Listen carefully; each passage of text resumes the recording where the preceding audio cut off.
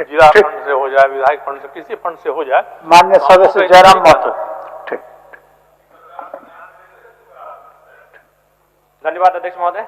जयराम महतो जी, मेरा सवाल cold storage निर्माण को लेकर था, चूंकि और विभाग ने इसका उत्तर आंशिक स्वीकारात्मक दिया है, और ये सभी जानते हैं कि लगभग व्यवस्थित रूप से कोल्ड स्टोरेज का संचालन ना होने से राज्य के किसान औने पौने दामों में अपनी फसल को बेच देते हैं, क्योंकि उनके पास उन्हें रखने के लिए स्थान नहीं मिल पाता है। और इसमें उत्तर में दिया गया कि 20 जिलों में 5000 मीट्रिक टन क्षमता वाली कोल्ड स्टोरेज का निर्माण कराया जा रहा है, जिसमें 9 जिलों में कोल्ड स्टोरेज का निर्माण हो चुका है और 7 जिलों में निर्मित कोल्ड स्टोरेज का संचालन हेतु हस्तगत किया जा चुका है। तो मैं सीधा मेरा पूरक रहेगा कि चूंकि जिला बहुत बड़ा होता है और भौगोलिक रूप से हमारा क्षेत्र काफी बड़ा है, तो मैं एक पूरक करना चाहूंगा कि जिला के आधार पर क्या भविष्य में प्रखंड स्तरीय 500 मीट्रिक टन से 1000 मीट्रिक टन तक के कोल्ड स्टोरेज निर्माण का कोई विचार है सरकार के पास? माननीय मंत्री जी। अध्यक्ष महोदय, आपके माध्यम से माननीय सदस्य को यह अवगत कराना चाहूंगी कि इस वित्तीय वर्ष 26-27 को हम लोगों ने इसके लिए एक बजटीय प्रावधान भी लिया है कि हर एक विधानसभा में माननीय सदस्यों के अनुशंसा से एक कोल्ड स्टोरेज का निर्माण कराया जाएगा। अध्यक्ष महोदय, इसके अतिरिक्त वर्तमान में हम लोगों के पास प्रत्येक जिला स्तर पे 5000 MT का कोल्ड स्टोरेज उपलब्ध है, और अगर उपलब्ध नहीं है तो उसमें अभी वो वर्क इन प्रोग्रेस है।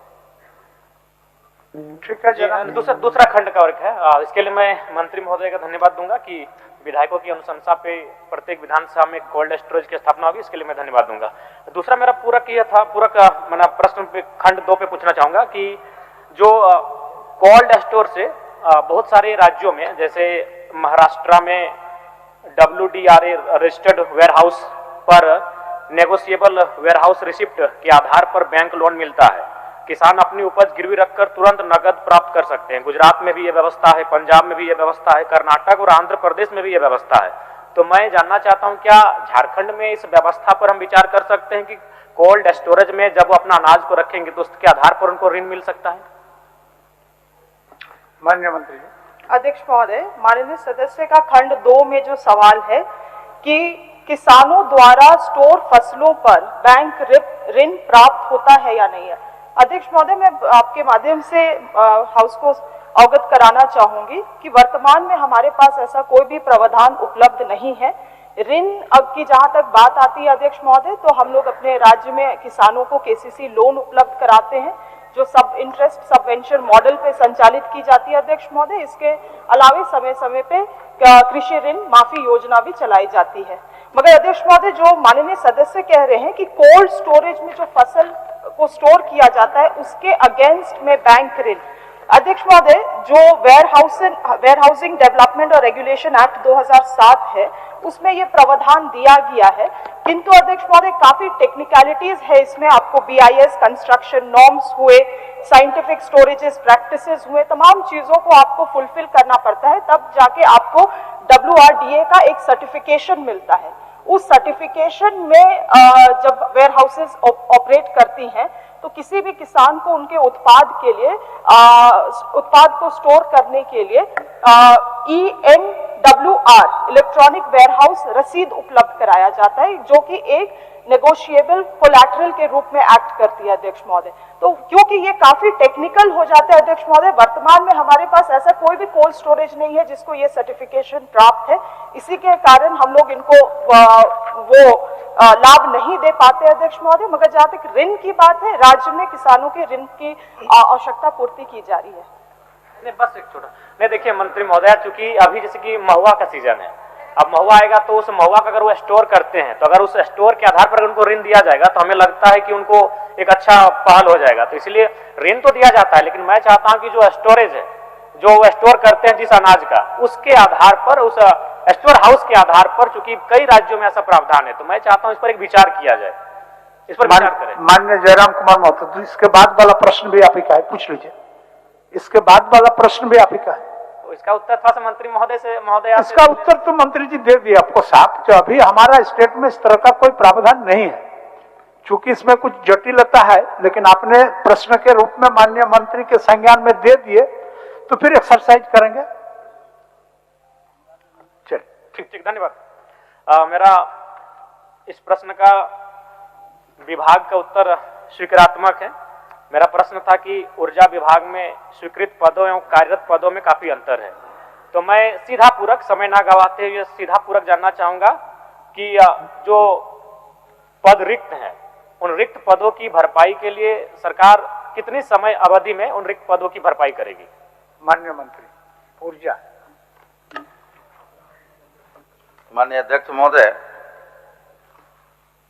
बड़ा स्पष्ट पूरक है उनका और चिंता भी लाजमी है महोदय।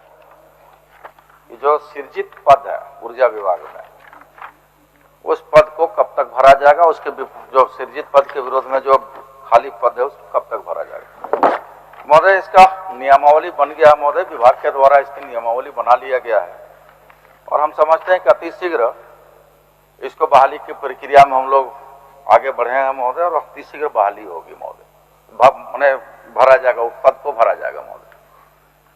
ठीक है जयराम जी। थोड़ा सा कोई अवधि, मतलब अप्रैल, मई, जून, कुछ 3 महीना, 90 दिन, 180 दिन, कुछ भी मंत्री महोदय? विभाग नियमावली बना लिया महोदय, नियमावली के पश्चात कैबिनेट में जाएगा महोदय। उसके बाद संबंधित एजेंसियों को भेजा जाएगा, जेसीसी को, जेपीसी, जिससे भी करवाना होगा महोदय। समझते हैं कि 4-5 महीना तो लग ही जाना है महोदय, सामान्य सी बात है, 4-5 महीना लग ही जाएगा महोदय। ठीक है माननीय। मेरा दूसरा खंड का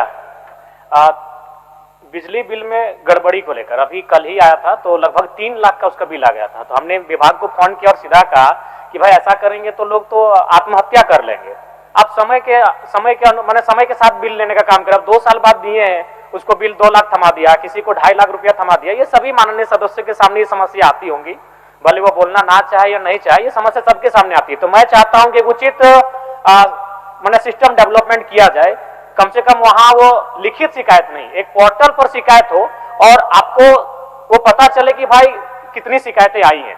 जैसे कोई एक हेल्पलाइन नंबर हुआ, तो उसी प्रकार मैं चाहता हूं पोर्टल डेवलपमेंट किया जाए और इस पर उपभोक्ता शिकायत न करने उससे पहले आप सरकार इस पर एक्शन ले, सरकार के पास एक टीम हो जो इस पर एक्शन ले और इन समस्या, इन विसंगतियों को दूर करने का प्रयास करे। माननीय मंत्री जी, दूसरा खंड है महोदय, अध्यक्ष महोदय। पहला खंड और दूसरा खंड का प्रश्न अलग अलग है। हाँ, लेकिन फिर भी अध्यक्ष महोदय, विभाग ऊर्जा ही है। तो ऊर्जा विभागीय है, उसमें महोदय इनका जो दूसरा खंड है कि बिजली बिल के नाम पर मनमाने ढंग से बिल की वसूली की जाता है महोदय। तो महोदय देखिए, उसमें 2 प्रक्रिया। अब स्मार्ट मीटर लगा रहे हैं महोदय, सरकार हमारी स्मार्ट मीटर लगा रही है।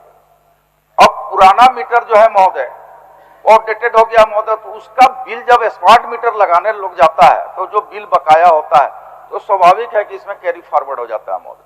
जब कैरी फॉरवर्ड होता है तो लगातार मान लीजिए 3 साल, 4 साल, 5 साल से नहीं दिया है बिजली बिल, तो उसको सूद समेत उसको क्लब करके महोदय उसको बिजली बिल निकाल दिया जा रहा है। सवाल इस पर है कि महोदय की जानकारी का होना, कंज्यूमर को जानकारी कैसे हो रहा है महोदय उसका बिल। चूंकि जब हम लोग विद्युत कनेक्शन देते हैं तो उसके मोबाइल से कनेक्ट रहता है नंबर, तो बराबर महीना में उसको मोबाइल से मैसेज मिलते रहता है महोदय। और तत्परता थोड़ा अपनी ओर से भी होना चाहिए कि भाई हम कनेक्शन लिए हैं तो निश्चित तौर पर विभाग से, अगर हमारा मोबाइल में नहीं आ रहा है तो विभाग से संबंध करके हम बिजली बिल को देखें और उसके भुगतान करें महोदय। लेकिन माननीय अध्यक्ष महोदय, लेकिन माननीय सदस्य की जो चिंता है, चिंता इस बात का है कि 3 लाख रुपया अचानक एक कस्टमर का, एक कंज्यूमर का बिल आ गया महोदय। आप हम आपके माध्यम से माननीय सदस्य को कहेंगे कि अगर वैसा कोई साक्ष्य है तो दे, निश्चित तौर पर बिजली बिल भी उसका संशोधन करेंगे और संबंधित अधिकारी पदाधिकारी पर कार्रवाई भी करेंगे महोदय। हो गया। दूसरा एक महोदय अंतिम बोल देते हैं महोदय, दूसरा जो कह रहे हैं कि भाई टोल फ्री नंबर, तो हमारा टोल फ्री नंबर जारी है महोदय 1912 और 94-311-35-504 हेल्पलाइन नंबर जारी है महोदय, इसलिए सूचना दे महोदय, उसमें सब चीज समाधान होगा महोदय। ठीक है, मंत्री जी ने कहा उसी को पूरा कर देते। मंत्री जी ने कहा अगर कोई ऐसी शिकायत है तो बिल्कुल अभी सामने बाहर ही बैठा है, हम एप्लीकेशन लेकर जब वो कक्ष में चले जाएंगे 1 घंटा विश्राम के लिए उनको जाके हम दे देते हैं और उम्मीद करते हैं आप कार्रवाई करेंगे। ठीक, धन्यवाद अध्यक्ष महोदय। मेरे गैर सरकारी संकल्प का सरकार का उत्तर मुझे प्राप्त हुआ है और मैं सबसे पहले माननीय मंत्री और विभागीय अधिकारियों को धन्यवाद देना चाहूँगा, जिन्होंने नावाडी में राजकीय पॉलिटेक्निक की आवश्यकता की फिजिबिलिटी या अन्य कारकों का आकलन कर जरूरी होने पर राजकीय पॉलिटेक्निक नावाडी की स्थापना का निर्णय लिया जाएगा, तो इसके लिए मैं उन्हें धन्यवाद दूंगा। लेकिन अध्यक्ष महोदय, चूंकि इसमें उल्लेखनीय है कि वर्तमान में राज्य में 17 राजकीय पॉलिटेक्निक तथा 8 पीपीपी मोड पर पॉलिटेक्निक संस्थान संचालित है, जबकि उच्च एवं तकनीकी शिक्षा विभाग ने यह घोषणा किया था कि 30 नए पॉलिटेक्निक कॉलेज वर्ष 2016 से 2022 तक बनाए जाएंगे, जिसमें लगभग हर अनुमंडल में आच्छादित होगा। तो ऐसे में बेरमो भी एक अनुमंडल है और मेरा नावाडी भी बेरमो अनुमंडल के अंतर्गत आता है। और साथ ही साथ इन्होंने दूरी का जिक्र किया है कि नावाडी से जो वर्तमान में बोकारो जिला में 2 पॉलिटेक्निक संचालित हैं, खुटरी में, वो 25 किलोमीटर है। तो माननीय मंत्री महोदय, आपको जो रिपोर्ट मिला होगा वो नावाडी ब्लॉक से मिला होगा, लेकिन उसी नावाडी में ऊपर घाट है, जिसमें पोखरिया है, पैंक है, नारायणपुर है, पोटसो है, आहारडी है, सूरी है, सहरिया है, भेंडरा है, बाराडी है, परसबनी है, जो हमें लगता है वहां से फिर और 7-8 से लेके 10-12 किलोमीटर की दूरी में है। और अगर उस जो बोकारो जिला में संचालित पॉलिटेक्निक है, अगर उससे नावाडी के बच्चे वहां पढ़ने जाते भी हैं, तो हमें लगता है भाड़ा के तौर पर उन्होंने प्रतिदिन कम से कम 70 से 100 रुपए का अतिरिक्त भुगतान करना होगा। माननीय सदस्य, बस मैं वही कि आप अभिस्ताप के परिप्रेक्ष्य में पूछिए। जी, उसी के परिप्रेक्ष्य में, इसलिए मैं चाहता हूं कि माननीय मंत्री महोदय एक स्पष्ट आश्वासन दे दें कि नावाडी में एक पॉलिटेक्निक कॉलेज की स्थापना की जाएगी। माननीय सदस्य ने नावाडी से खुटरी की दूरी जो विभाग ने कहा उसका जिक्र तो जरूर किया, जो वास्तव में 22 किलोमीटर है, लेकिन माननीय सदस्य ने साथ में यह भी कह दिया कि ऊपर घाट से दूरी बढ़ जाएगी। तो मैं माननीय सदस्य को बता दूं कि ऊपर घाट से बगोदर के पॉलिटेक्निक की दूरी घट जाएगी, वहां भी जगह है। नहीं तो ऊपर घाट बहुत ही, मैं सिर्फ ये कहना चाहता हूं मान्यवर कि 2016 की क्या नीति बनी थी वो मैं देख लेता हूं। अगर सभी अनुमंडलों में बनाने की बात थी, जो कि मुझको ध्यान में नहीं है, तो वैसी स्थिति में हम लोग करेंगे। और जहां तक वर्तमान परिस्थिति है मान्यवर, 17 पॉलिटेक्निक और 8 पीपीपी, मतलब 24 जिलों के इस राज्य में कुल 25 पॉलिटेक्निक कॉलेज अवस्थित हैं अभी मान्यवर। आप बैठ जाइए माननीय सर, बैठ जाइए। हाउस का ऑर्डर में होना चाहिए, आप खड़े हो जाएंगे तो हमको बैठना पड़ेगा। तो मान्यवर, मेरा यह कहना है कि 17, 8, 25 पॉलिटेक्निक कॉलेज पूरे राज्य में हैं। अगर जिलों पर औसत जोड़ें तो प्रत्येक जिले पर एक है। राज्य सरकार ने इसी जिले की अवधारणा पर अभी तक काम किया है। उसके बाद भी माननीय सदस्य की भावना का सम्मान करते हुए सरकार या मेरे तरफ से यह उत्तर है कि फिजिबिलिटी हम लोग देख लेते हैं, पूरे पोषक क्षेत्र हम लोग देख लेते हैं। यदि यह उचित प्रतीत होता है तो नावाडी में बनाने पर सरकार विचार करेगी। चलिए, इसी आश्वासन के साथ मतलब देखिए, जरूरी इसलिए है ना कि चूंकि हम लोग बगल में बीटीपीएस है, सीटीपीएस है, डीबीसी के प्लांट है, तो वहां अगर रोजगार की बात, माननीय सदस्य जानना जरूरी भी है। आपने अभिस्ताप के रूप में प्रश्नों को लाया और आपके अभिस्ताप के प्रश्नों को ध्यानपूर्वक माननीय मंत्री जी पढ़ के देखे, उनका विभाग का जो नियम कानून है उसके परिप्रेक्ष्य में देखे, और परिप्रेक्ष्य में देखने के बाद जो कंक्लूजन निकला उसी से आपको अवगत करा दिए और आश्वासन भी दिए। तो आप अभिशाप वापस लीजिए, आपका तो उत्तर हो गया। चलिए, ठीक है। मैं माननीय मंत्री महोदय, और मैं यह भी चाहूंगा कि 2026-27 ना हो तो 2027-28 को लक्ष्य बना ले, लेकिन मैं चाहता हूं कि एक बार फिर से खड़े होकर आश्वासन दे दें कि नावाडी में पॉलिटेक्निक कॉलेज का निर्माण होगा। मैं वापस ले लूंगा। उसी को रिपीट करिए जो बोले, उसी को रिपीट कर दिए मंत्री महोदय। अगर 26-27 ना हो तो 27-28 को लक्ष्य में ले लें मंत्री महोदय। मान्यवर, सरकार की योजनाओं का कोई समय निर्धारित कर देना वो संभव की बात नहीं है। सरकार ने बहुत स्पष्ट कहा है कि फिजिबिलिटी टेस्ट कराएंगे, आवश्यकता प्रतीत होगी, पॉलिटेक्निक कॉलेज की स्थापना के मानकों को नावाडी पूर्ण करता है, निश्चित रूप से बनाएंगे। चलिए, अध्यक्ष महोदय, पूर्ण करता है, बिल्कुल। एक बहुत बड़ा प्रखंड है और सुदूर ग्रामीण प्रखंड है उसमें, और ग्रामीण अंश के अलावा किसी भी प्रकार का एक छटाक शहरी अंश नहीं है। तो मैं इसलिए माननीय मंत्री महोदय आपसे चाहूंगा, आपका स्नेह बने हमारे क्षेत्र पर और आप कह दें कि भाई हम पूरी तरह से आपको आश्वासन देते हैं कि वहां पर रिपोर्ट के आधार पर, आकलनों के आधार पर मैं वहां या आपके माध्यम से पॉलिटेक्निक कॉलेज का निर्माण हो, मैं ये आपको चाहता हूं कि आप कह दें एक बार। मंत्री महोदय थोड़ा सा दया करिए। माननीय मंत्री जी। मान्यवर, संसदीय परंपराओं में शब्दों से ज्यादा भावनाओं का अर्थ निकलता है। जब हमने बहुत स्पष्ट कहा कि फिजिबिलिटी टेस्ट करा लेगा, उनके उत्तर में सरकार ने दे दिया। ये नहीं था कि 5 दलीलें उन्होंने दी तो उसके बाद हमने कहा कि हम फिजिबिलिटी टेस्ट कराएंगे। तो शब्दों से ज्यादा भावनाओं को समझने की आवश्यकता होती है। शब्दों के बीच में जो बिटवीन द लाइन है, इसको माननीय सदस्य पढ़ लें, सरकार की मंशा स्पष्ट हो जाएगी। चलिए, अभिस्ताव वापस लीजिए।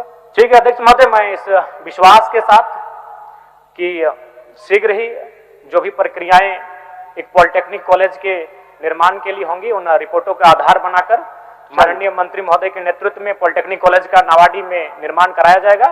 मैं इसी विश्वास के साथ अपने अभिस्ताव प्रस्ताव को वापस